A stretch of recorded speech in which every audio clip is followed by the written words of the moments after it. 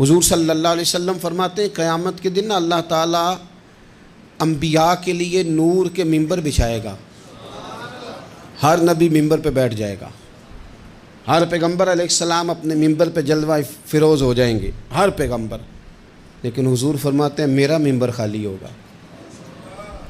या रसूल अल्लाह सल्लल्लाहु तआला अलैहि वसल्लम आपका मिंबर क्यों खाली होगा? हुजूर फरमाते हैं मैं मिंबर छोड़ के रब की बारगाह में खड़ा हो जाऊंगा और इस डर से खड़ा हो जाऊंगा कहीं ऐसा ना हो कि मैं जन्नत में चला जाऊं और मेरी उम्मत रह जाए।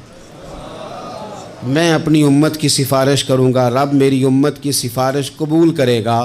फरमाते हैं मैं इतनी सिफारिश करूंगा, इतनी सिफारिश करूंगा कि जहन्नुम का दरोगा मुझसे कहेगा क्या महबूब कमाल हो गई, आपने तो अपना कोई गुलाम दोज़ख में रहने नहीं दिया, सारे आपने निकाल दिए।